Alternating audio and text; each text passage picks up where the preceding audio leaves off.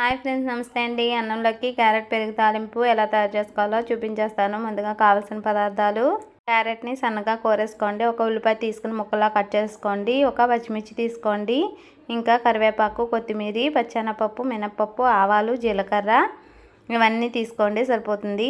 అలాగే ముందుగా పెరుగుని ఒక గిన్నెతో తీసుకొని పక్కనుంచుకోండి. కొంచెం వాటర్ వేసుకుని చిలుక్కోండి.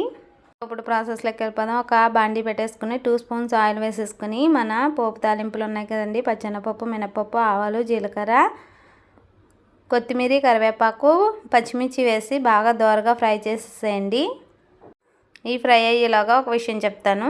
మన గురువుగారైన రికపాటి నరసింహారావు గారు చెప్పిన చిన్న విషయం అండి.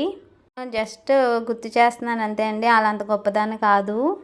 నాకు నచ్చినవన్నీ మీతో షేర్ చేసుకుంటున్నాను.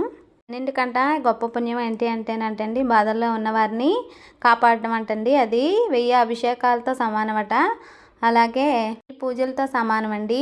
మనం చాలామంది ఏం చేస్తామంటే, బాధపడుతున్న వాళ్ళని పట్టించుకోకుండా వదిలేసేసి ఏం చేస్తామో పుణ్యం జరిగిపోవాలని చెప్పేసి అభిషేకాలని అవని ఇవని బాగానే చేసేస్తాం. కానండి, అసలైంది మన పక్కనోడు బాధపడుతున్నాడంటే అని చూసి మనం పక్క నుంచి వెళ్ళిపోతాము. నిజంగా కరెక్ట్గా చెప్పారంటే మన గురువుగారికి పాదాభివందనాలు.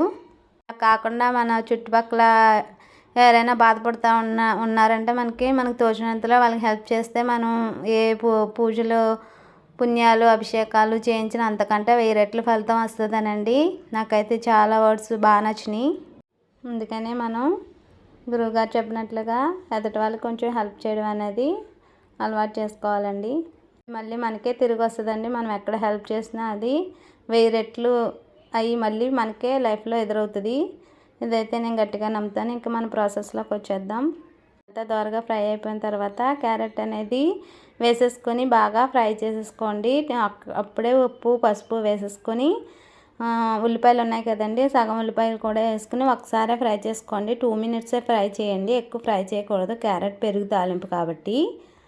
చల్లారిన తర్వాత బాగా పెరుగు ఉంది కదండి, దాన్ని తీసుకెళ్ళి ఆ పోపు అంతట్లో కలిపేసుకోవాలి క్యారెట్ మొత్తంలో. అంతే, ఎంతో రుచికరమైన పెరుగు తాలింపు రెడీ అండి. మనం సర్వ్ చేసుకోవడమే అన్నంలోకి. నేను చూసారు కదా, అన్నంలో తీసుకున్నాము. కనుక నచ్చితే ఒకసారి ట్రై చేయండి ప్లీజ్ అండి. నా ఛానల్ని సబ్స్క్రైబ్ చేయండి.